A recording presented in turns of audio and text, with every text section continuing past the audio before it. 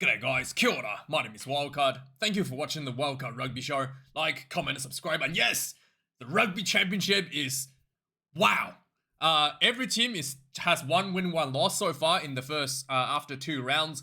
And yeah, and massive historic moment for the Argentinians at home. First time ever beating the All Blacks at home, 29 points to 23.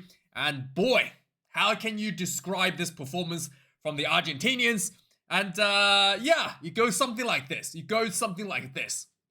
More passion, more passion, more passion, more footwork, more passion, more energy, more passion, more energy, more footwork, more passion. And yeah, just like that,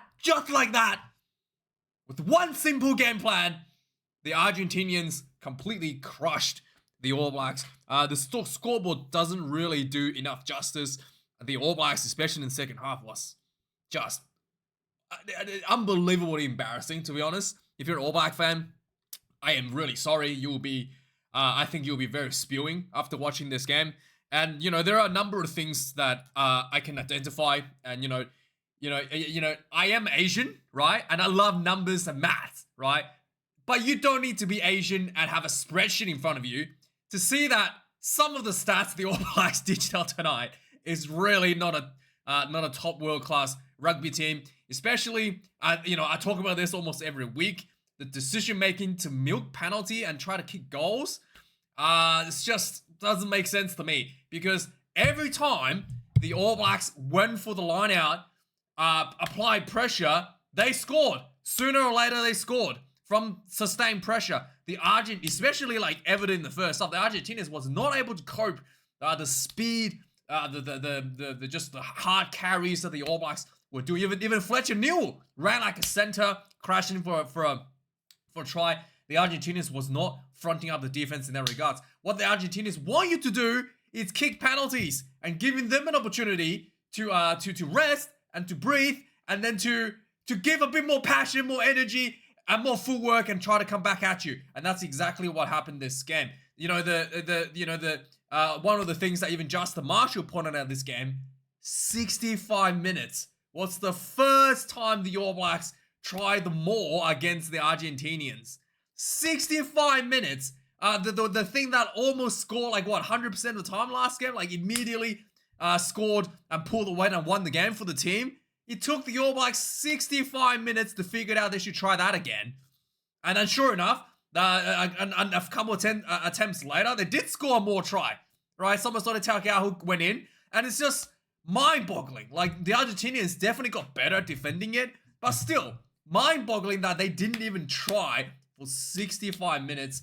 And it's just, yeah, like, you know, it is really a bit of a, not sure what's going on with the coaching stuff. Not sure what's going on in the decision making, like what sort of game plan they've had penciled in before the game, right? Like, you know, it's really not that. It's really like below, you know, like the standards of international testing to not have things that you've written down as part of your game plan that you definitely wanted to do going into the game, right? Like going for a more, test out the opposition more, right? Or like, you know, maybe a certain set move that you want to do, right? Definitely want to do that and tick that off your box and improve on some of the areas that you didn't do so well last week. And none of that happened. Things got worse this week. The things that you did well last week, you did not do for most of the game. And then it was just absolutely, yeah, I can't imagine New Zealanders feeling after watching this game, to be really honest with you. In addition, there was 3 just stupid yellow cards. So 2 deliberate knock-on yellow cards, right? So Tupuvai got one, and then Seymour Reece got one at the end, and Will Jordan got sent off for blocking a play, checking a player's run after kicking over. I thought that was a little bit harsh on Will Jordan, but still, you know, it's, if you take that one out, okay, I'll give you the pass. That was a bit harsh call on Will Jordan. Still, 2 yellow cards, 100% non-negotiable, just deliberate knock-on stupidity. And yeah, like I don't know what's going on there. And in addition to that, 4 team missed tackles. 4 team missed tackles from the All Blacks. My God. I don't remember last time seeing this many missed tackles on like any tier 1 international team, let alone from the All Blacks. Honestly, I don't remember. And also 50% goal kicking accuracy from Beauden Barrett. I mean, less than 50%. I think like D-Mac made the overall kicking percentage a little bit better. But again, when your kicker is not really feeling 100% for whatever reason, right? We know Beauden Barrett have those off days where he just doesn't know how to kick a ball anymore. Why do you keep going for the goal kicks? Like, there was one point in the second half as well. They had 2 yellow cards in the bin. Tupavai is just about to come back on. They could literally go for the line out, and Vai would have been back on the field as she was setting up for the line out. Nope. Let's take the 3, and then Beauden Barrett shanked it right from in front of the goal. Like, just awful decision making. Like, you finally, you're about to get back to full strength. You're feeling a bit of momentum. Nah, let's just kick a goal and see what happens, right? Just really, really mind-boggling decision-making. Again, I feel like this has something to do with the captaincy. Like, maybe Scotty Barrett is not really grasping the energy level of the players, not really like, there's a lot of times the decisions made by the All Blacks stifled their own momentum. Instead of building and snowballing that energy, that forward momentum, maybe picking out some of the tired the Pumas players in the back line or in the forwards.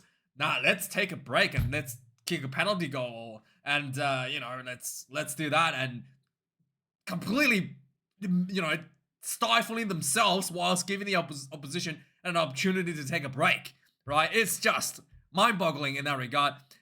So for the Argentinians, I really want to shout out Pablo Matera. Outstanding carry.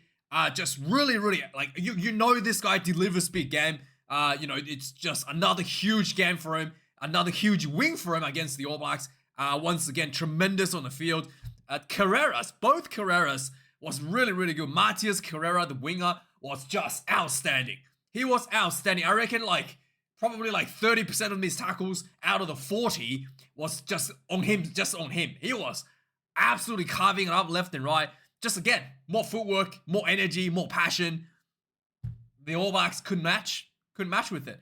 We'll have a look at stats in a minute, but there was just some mind-blowing stats out of the All Blacks in the bad way. That we're gonna look at that in a minute. Yeah, outside of that, there's some of the areas you thought that the All Blacks would assert their dominance, like lineouts, scrums. The Argentinians did really well to minimize those. Scrums didn't. I think there was one scrum penalty for the All Blacks. Other than that, it was pretty much not too much. The Argentinas were under pressure, but they weren't being hammered by that in any regards. Finlay Christie as well. The box kicks from this guy, sometimes he just what is going on? He would literally kick the ball 5 meters in front of him multiple times. These box kicks, and it was it's inside his own 22, and he kicks it 5 meters outside his own 22. What's going on? This quality is so bad. How is this a selection? How is this a selection? I just don't get it, okay? I just don't get it. Anyway, let's have a look at the stats, and maybe some of you Kiwis can let me know what's going on here with their selection policy. Yeah, look at the stats. 538 run minutes with Argentina to the All Blacks 186. Did they even play rugby tonight? The All Blacks? Seriously, usually it's the other way around, right? The All Blacks will run 500 meters and the opposition will run 150.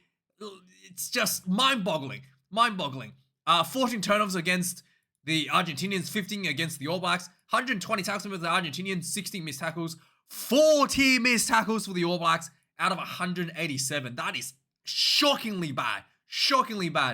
In terms of kicking game, the Argentinians won as well. Despite having more run meters, they also have more kicking, better kicking, more quality kicking. 25 kicks in play to the All Blacks 18. 542 kicks from hand. 604 for the All Blacks, kicks from hand in terms of meters. Again, penalty goal, 1 miss for Argentina. 3 from Beauden Barrett for some reason. I don't know what's going on with him. Did he not sleep last night or something? 1 lineout loss for the Argentinians. 3 lineouts lost for the All Blacks. There was one second half where they just completely messed the call. They flunked the throw. They did the booking double pump. Just silly stuff. Come on. I know you had a few new players in the team, but come on. Come on, dude. It was really bad. And then the scrum, there was, I think, one penalty, like I said, for the All Blacks, but no damage done there overall. 13 penalties conceded for the Argentinians, 10 for the All Blacks, 3 yellow cards. 3 stupid, completely avoidable yellow cards. I don't know what else to say. Yeah. Anyway, let's have a quick recap of the game. So, 2 minutes into the game, the Argentinians gets a easy penalty for offside. They kick 3 points to nil. It's funny because the New Zealand commentary was asking for the Argentinians to go for the corner, despite the fact that they don't ask their own team to kick for the corner. So, yeah, who knows what the commentary are doing, right? I mean, if you're actually going to make, if you genuinely believe that going for the corner is the right decision, which I do think is the right decision, then be consistent with your own team as well, right? You're asking your own team to kick 3, and then the opposition gets a penalty, you're like, oh, maybe they should go for the corner. Have some consistency. Again, it just shows the bias. Oh, and by the way, just have a little bit of complaint about the commentary as well. There was one point, Albernos got stepped on the hand by someone. There was no clear evidence who stepped on it. I think it was number 9, in fact. But it was one of his own players stepped on him.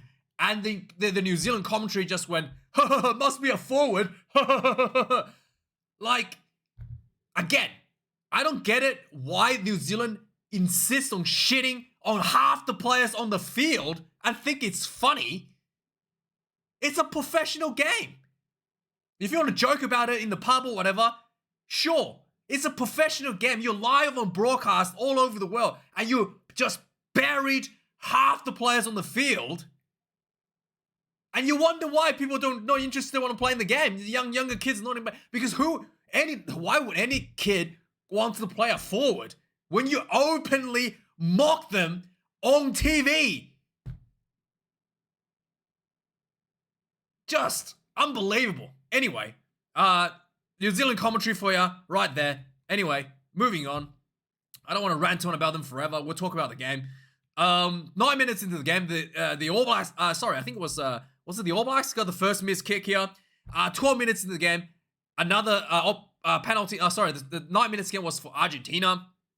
The Argentinians missed this one. 12 minutes into the game, Scotty Barrett opts for 3 points for the All Blacks. They kick 3 points to 3. 14 minutes of the game, another penalty for the Argentina. Malia kicked this one for 50-meter out. 6 points to 3.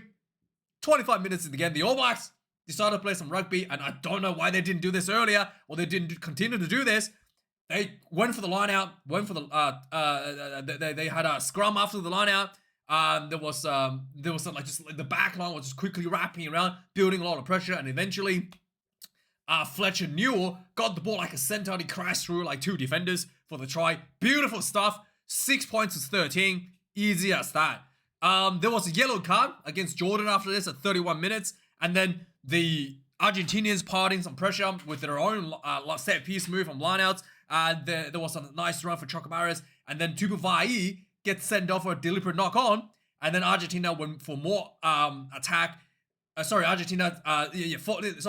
During this deliberate knock on advantage, Argentina built some more pressure, and then the Gonzalez, the big forwards driving themselves through together, gets a try on the board. Another yellow card to Tupuvai, so 2 yellow cards in the bin. The All Blacks actually did really well to defend against, with only 13 players on the field. Didn't concede any more points, despite having 2-player deficit. Second half, the All Blacks just get back to the full field. 44 minutes on the clock. Tupuvai would have been back if they're going for the line out. He would have been back on the field as the line out's getting set up. They went for the 3, and Beauden Barrett missed this one. Again, I just don't understand. Like, why? You went for the attack, and then they got 2 tries on the board. I missed one. There was another one by Billy Proctor. So they scored 2 tries, backing themselves in the first half.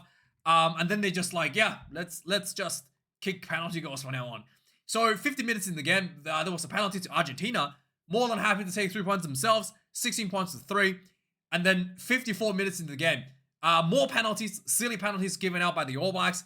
Kick another 3 from Argentina, 19 points to 13.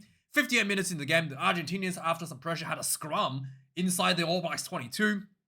Pablo Matera rampaged down picked up the ball from the back of the scrum, just rampaged himself close to the try line, about 1 meter short. Quick pick and go for Azus Garcia. And then he goes in, the number 9 goes in for the try. 26 points to 13. And then 68 minutes, All Blacks finally realized, oh, look, maybe we need to play some rugby now. They went for the line out. There was another one beforehand they stuffed, but they continued their pressure, went for another line out. They had a more, got stuffed again, and then Takiaho peeled off, went in for the try anyway. 26 points to 20. After this, 72 minutes, Xavier Reese, deliberate knock on, gets sent off for a yellow card. Kick another 3 for Argentina, 29 points to 20. DMAC, there was a little bit of interesting stuff. After this was kicked, DMAC tried to milk a penalty by kicking the ball onto the player that was retreating from the penalty, and he hit the player in the back before 10 meters, and the referee basically said, no, you can't do that. You can't deliberately hit the ball on the player that was retreating. So retake the kickoff. But yeah, after that, the All Blacks had an opportunity, a penalty just outside the 22, and they messed up their own line out. Like, they messed up the call, and what's his name? Somasoni Takiaho didn't throw the ball, did a book, and that was it, basically. This was pretty much the summation of the All Blacks in a nutshell. They lost, but they won a bonus point. Damien McKenzie smiling, and well, obviously he smiles every time he kicks, but it's just like the perfect, I guess, summation of the game. Smiling whilst kicking a losing penalty. Yeah, it's bad. Anyway, thanks for watching, guys. Like, comment, subscribe, and have a good one. And cheers.